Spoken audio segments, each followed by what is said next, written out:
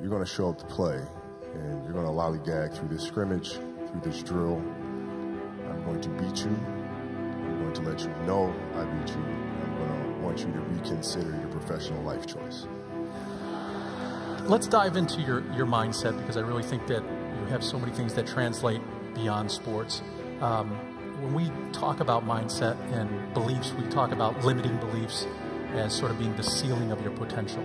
How do you stretch your beliefs and make sure you are continually pushing the boundaries of your comfort zone and your capabilities?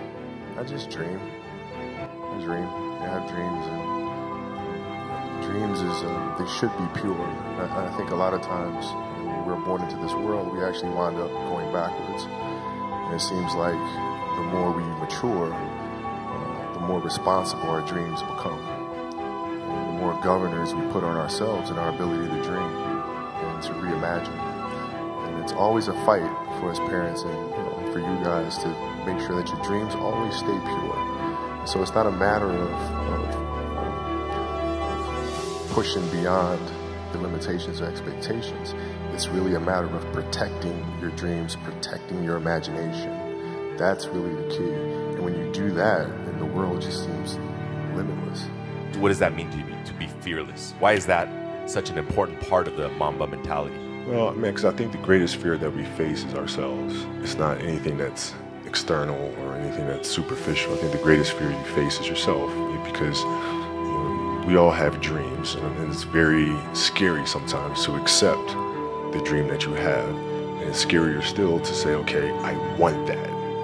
It's scary because you're afraid that if you put your heart and soul into it and you fail, then how are you going to feel about yourself, right? So being fearless means putting yourself out there and going for it. No matter what, go for it. Not for anybody else, but for yourself. Well, no, I mean, it's that's the trick, isn't it? It's finding what you love to do. And we talk about hard work all the time. It's like, man, if you got to get up every single morning and remind yourself how hard you need to work, you probably need to choose a different profession, because that shouldn't be there. I wake up in the morning excited to get to it. If I'm not training, I'm missing it. I'm not watching a game of basketball, I miss it. There's no place I'd rather be. And if you have that feeling, then you're truly doing what God has put you on this earth to do. You have to dance beautifully in the box that you are comfortable dancing in. So like, everybody's box is different. My box was to be extremely ambitious within the sport of basketball. Your box is different than mine, right? Every kid here has their own box, but it doesn't mean that your box isn't as beautiful as mine, right? Everybody has their own. It's your job to try to perfect it and make it as beautiful of a canvas as you can make it. And if you have done that, then you have lived a successful life. You have lived with Mamba mentality. Right? So it doesn't mean you have to go out here and do all of these crazy things. I'll have to be like this person or that person. No, what are you comfortable being? What is it that you want to do with your life? And once you have that, then you try to live it to the best of your ability. The owner of the Lakers, Jerry Buss, said it was like watching a miracle happen. And for those of us watching on TV or were there, it really was one of those things you just couldn't believe was possible. During the game, did you have to sort of like reset your beliefs? I know Lamar Odom was saying you can't get 60, you can't get 70, or did you just let it flow and whatever happened, happened, or were you really like gunning for numbers? No, I always dreamed as a kid that it was possible to score 80 or 90 or 100. I always just like had a dream. Like sometimes you lay down in bed and you visualize things. You just kind of, that's at least how I would go to sleep. I'd lay down, I'd imagine playing for the Lakers, and I'd imagine what the uniforms look like. I'd imagine what we'd be playing, the smell of the arena and all sorts of stuff. And I would see myself, getting hot, score 10 straight points. And then, but in a dream, like, why would you ever interrupt that? Like, you're not going to have a dream and be like, okay, then he misses his next 6. Like, it's not going to happen. So you just keep dreaming and dreaming and dreaming. And before I go to sleep, I'm like at 120 points, And so when you grow up, downloading that into your brain over and over and over. And then, that summer, I made 1,000 shots a day. 1,000. And they weren't just shots. It were shots that you saw in that game. They were specific shots. I mean, it was coming out of the corner, going to the pinch post, footwork in the post, coming off the screen. It was very specific. So when you download that into your system, and you're on the court, and you're just executing things that you've done thousands of times before, and you have that dream, then that becomes possible. You know, it's just a matter of what's important to you. And what's important to you for whatever reason. You know, I felt like I didn't feel good about myself if I wasn't doing everything I could to be the best version of myself. If I felt like I left anything on the table, it would eat away at me. I wouldn't be able to look myself in the mirror. Right? So the reason why I can retire now and be completely comfortable about it, because I know that I've done everything I could to be the best basketball player I could be. And so that's where it comes from for me. You can't leave any stone unturned. During the anthem, you seem to go to a place, where you're generating calm, focus, confidence. Do you have a mindfulness or meditative practice that you use while you play? Yeah, well, Phil introduced meditation to us when he came to our team in 99, 2000. It was something that I instantly gravitated to because I could see the effects. I used to watch, studying the games, the Bulls teams, and watching their demeanor, watching their composure, playing in a tough place like Utah doing the finals and being down 17. But everybody was like this. You couldn't tell if they were down 17 or up 20 or a tie game. It never changed. And that's when I started doing more research. And when Phil came, I immediately gravitated to it and found myself accepted the challenge of finding what that space is. And for the 81-point game, man, to be honest, I wasn't even thinking about the game. My knee was hurting so much. I didn't know then, but I had a flapper joint, a cartilage stuck in my joint line. And so my mind was really trying to go to a place where I don't feel that pain. And the game started, and because of that, I was just in a different space.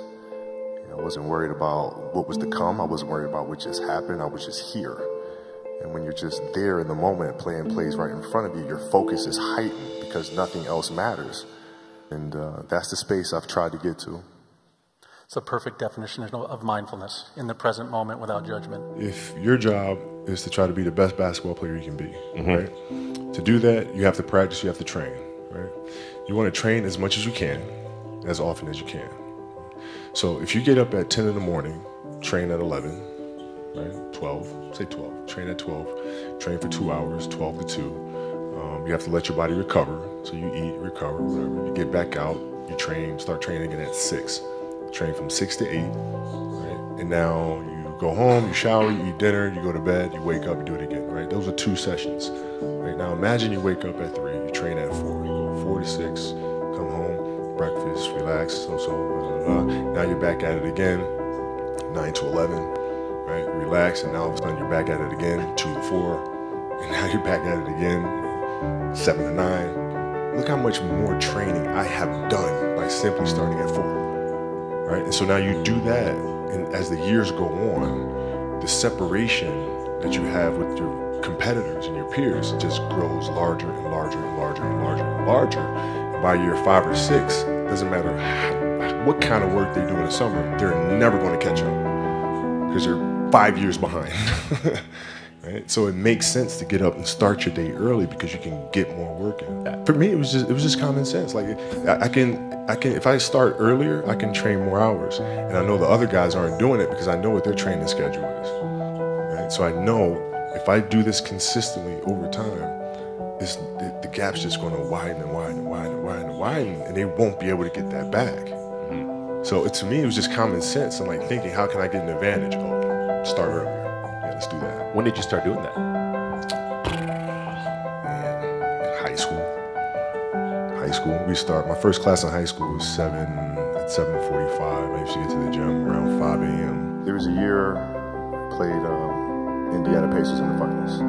I rolled my ankle really bad. I came back, finished the series, but I couldn't touch a basketball until mid-September, which was driving me crazy because I couldn't train. But I looked at, this was like the 10th time I rolled my ankle in one season. So I'm looking at that and I'm saying, okay, I got to address that. And so being that I couldn't get on the basketball court, what I did was I took tap dancing lessons. Okay. No kidding. I took tap, and tap was like the best training for me in the world because it strengthened my feet, it changed my rhythm and my approach to the game. I was able to change speeds when I came back the following season. I was just around the game a lot, and I gravitated to the ball, and I was completely geeking out about like the smell of the ball and like the way it sounds when it hits concrete versus how it hits a parquet floor, and like the sound of the nets and the different material of the nets. And you know, there's certain basketball hoops, like in high school gyms and in college gyms, the rim sits slightly above the lower part of the backboard. And it was like, I was geeking out if I got into a gym which was like the NBA with the lower stanchion of the backboard and the hoop were completely parallel with each other. Like little shit like that would freak me out. Now that I'm retired, you know, everything I've learned from the game of basketball, I've carried it over into life. You know, like basketball's helped me be a better person, a better friend, a better father. Well, because there's life lessons that are within the game, like communication, like unselfishness, like attention to detail, empathy and compassion. Like all those things are in the game. And as an athlete, if we are aware of those things, it helps us become better human beings. And my goal is changed drastically as I got older.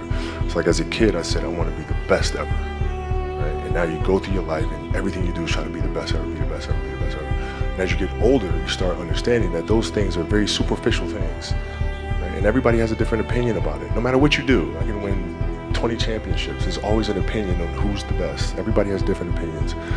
And so I started really kind of understanding maybe that's not the important thing. Maybe the important thing is to, you know, how do we as a team grow?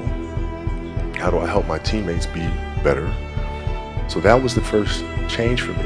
And then as I got older still, it became more about how are you inspiring others, right, to find themselves. That is the ultimate championship. So won 5 championships, that's great. Another team won a championship this year. Team's gonna win a championship next year. Those things come and they go. But what stays is how do you use your passion and use that to inspire somebody else to create their passion? And then how can they pass that on to the next person? That is true success. So my goals have changed drastically from the time I was 6 years old to the time I was 17 to the time I was 25 and now sitting here at 37. I think you have to challenge yourself to evolve and to grow. And I couldn't think of a better message for, you know, athletes in particular, because it's very easy for us athletes to kind of lose ourselves and our identity by connecting who we are to what we do. And I think that's a very dangerous zone to be in, right? So it's common sense to me to be able to say, okay, the next stage I'm going after with the same intensity, the same attention to detail, the same curiosity. So of course I'd want to be better at that than I was in my previous career.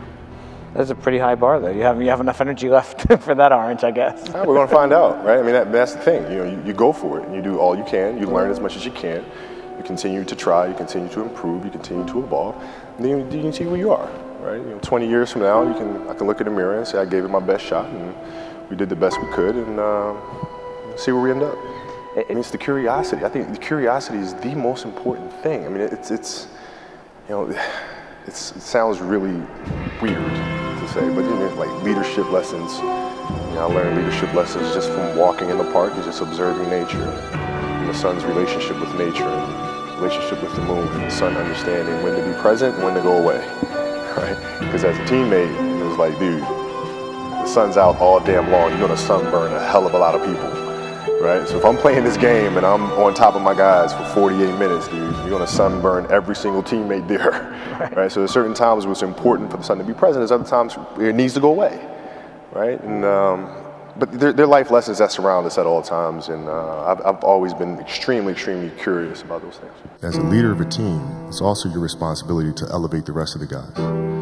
And what people tend to get stuck on a lot is saying, okay, the way to make players better is to pass them the ball when they're open.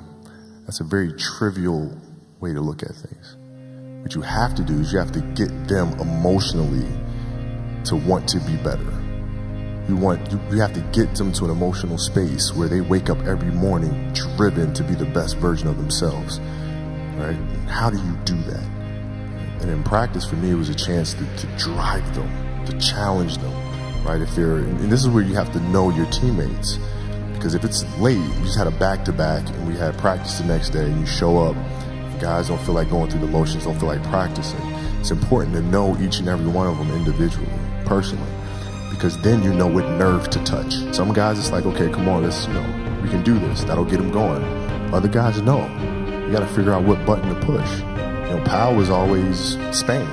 If I tell them how they lost in a gold medal to us and how they're going to lose again, how I'm going to beat your ass in practice just like I beat you in a gold medal game, he would hate that.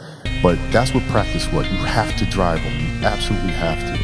And if practice is more intense and harder than a Game 7 will be, then a Game 7 will be easy. But if it's not, then that's when teams start folding and capitulating. Be yourself. That's it. Be you. Be you. There's no gimmick. You don't have to contrive anything. Who are you? Where are you today? What is your story? Where does that come from? Right? And then all you're doing is not communicating the story to the public. The important thing to understand is you can't shortchange yourself. Like you're not cheating anybody but yourself. Right? I mean, you're tired. You're literally this far away from the line. Why would you not go that extra to touch the line? Right? So if I let him get away with that, right, all of a sudden he starts maybe to cheat something over here, right? Not give his best over here, not give his best over here. And as years go on, he's going to be he's not going to reach his full potential because he's been taking these little shortcuts that just add up. And you can't let that happen. Our job as teachers, as mentors, as inspirers, it's our responsibility to hold them accountable to those things. Every kid, every person has the ability to put one foot in front of the other. So like if you're saying, okay, I'm going to climb Mount Everest, you're at the bottom of the mountain and you look up and you're going, I'm not going to climb Mount Everest, right? But if you break it down into sections, and you just one foot in front of the other, one step at a time, next thing you know, you're at the top of the mountain. I was able to find enjoyment in the process of it, and it's, I think it's just finding what it is that you love to do. Like I don't feel like I worked a day in my life. It's hard work as it's defined by the world, but to me, there was no place I'd rather be. Like I'd rather not be anywhere. I'd rather be on the track at 4 in the morning running wind sprints and, then be in a weight room at 6, and then be on the court at 9, and then, train till 3, and then be back. I'd rather be doing that than anything else. So it wasn't like it was hard work. I just found what it is that I love to do. The Mamba mentality simply means trying to be the best version of yourself. That's what the mentality means. Every day, you're trying to become better. And it's a constant quest. It's an infinite quest. So starting at the age of 2, when I first started playing the game, and on, I always ask questions. I always try to get better every single day. Can you tell us why you're doing this, why you're going into a creative endeavor like Granity Studios? Because I love doing it. I mean, it's that simple. You have to sit and ask yourself what is truly going to get you up in the morning, what's going to keep you up at night. And when you find what that answer is, you stay true to that. I've built a brand for the last 20-some years, personal brand, which is great. But that is not where our focus is going to be for the next 50 years. Right? It's what we are doing now. Are we taking a big risk? Yeah. But I think that if we focus on one thing and do that one thing exceptionally well, we won't fail at that one thing. So sometimes you got to put the other stuff to bed and focus on what you believe is the core of the company, and that always starts from what you love to do the most. When you were a kid, did you ever dream of hearing, and the Oscar goes to? No, no. I mean, I grew up in Italy. Okay, so I didn't even know Oscars was a thing. I had no idea. And so when the nominations came out, we were nominated. It was like, oh, that's pretty crazy. It's pretty insane. And then to actually win it, I remember winning and just looking at my wife and going, what the fuck? It's just like, what? Okay, all right, this happened. All right. And I remember after we won it, we got in the car, and it was like a late night, right? So we were out hanging out and stuff, and it's like 4 in the morning. And, we're in the car going back, and I look at my wife and I go, now we gotta follow this shit up. So we're going to talk about Granity Studios and what projects you have coming, but you're right, you've set a pretty high bar. Yeah, just a little bit. Man, I don't know what the hell. You do what with Glenn Keane and John Williams. It's all downhill after that. It's like, but no, it's been a fantastic experience. It's been wonderful. But even more important than that, I got a lot of funny looks my last year. When people said, okay, what are you going to do when you retire? retire? And I said, well, I'm going to be a storyteller. Okay, that's cute.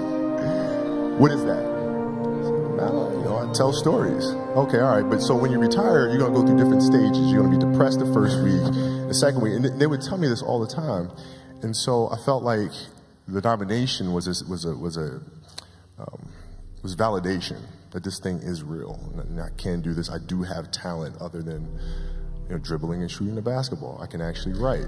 I came back from the Achilles, and I was fine. And then the next year, I fractured my knee. Right? It's like, oh, here we go again. Come back from that next year, tear my shoulder. Here we go again, right? But if I looked at those things in totality, it'd be depressing. But if I look at it as just the facts, this is it happened. Can't do anything about it. It happened. Now what are you gonna do? One step at a time. The critics are out there saying he's done, he'll never come back. Well, maybe you're right, maybe you're not. But let's find out. So you live for those moments where you're embarrassed, when you're down, people kick you, don't let you score. Those are the moments that drive you. Well, I mean, those are the moments that occur, right? So whatever moments occur, good, bad, or indifferent, I can use those moments to propel me forward, use those as fuel to help me be a better player. You have to have the patience. You have to find beauty in the process of building something, and find beauty in the journey, and understand that the end result is not really the most beautiful part of it. So it's having that patience. I just looked at it as I want to be one of the best basketball players who've ever played. That's the end goal. Okay, how do I get there? How do I get there? And every decision I made in my life was centered around the process of helping me eventually get there. You know what I'm saying? So I had that purpose. And once I had that purpose, every decision that I made was centered around that purpose. Whatever you're doing at that moment is what you're doing at that moment. It's like that's where the obsessiveness is having the attention to detail for the action that you are performing at the time you're performing it. And if you can have that kind of focus, you can't help but to have a certain level of obsession or attention to detail. Down moments for you in basketball? Well, losing to the Celtics in the finals in 2008, I mean, that was tough. That hurt me too. Yeah, I mean, it was brutal. And I remember at night in the hotel room, after we lost, just thinking to myself, I might never win another championship. Like, I might have just, like, this is it. It's too hard to get back here. Maybe it's not in the cards to win another one. And so I go through that night of being mad, and then the next morning I wake up and I start thinking, nah, I gotta fix this. So where did it go wrong? Why did we lose? Right? We weren't tough enough. Okay, we weren't tough enough. Whose responsibility is that to make the team tough? It's mine. Right? So now I have to start figuring out how I'm going to lead this team differently, so to make sure that when we get to the finals the next time, we're tough and ready for this challenge. And that's how you bounce back from those moments. When I need that escape, it's there for me. Right? When I need a friend, it's there for me. And when I need to vent, don't dog it. How does your gut come into play when you're hearing pitches and thinking about those reactions and what a company's potential is? Yeah, it's just the truth. The truth of the company, it's the truth of the athlete. What is the truth of the story? Right? It starts there, man. It starts there. It's not trying to say, okay, I'm going to create an idea that's never been created before, or let's use our imagination to come up with something that the world has never seen. That's not it. It's not it. It's what do you want to build? What does your company stand for? And how do you think you can make a difference in the world? Right? And then once you start from that truth and understanding who you are, then from that, the idea will emerge. But you I don't believe it can be flipped. I'm sure it happens sometimes and imagination strikes and all of a sudden something comes. That'll be fleeting as well. But if you start with the truth, the idea comes from that, and that's when you have something that lasts forever.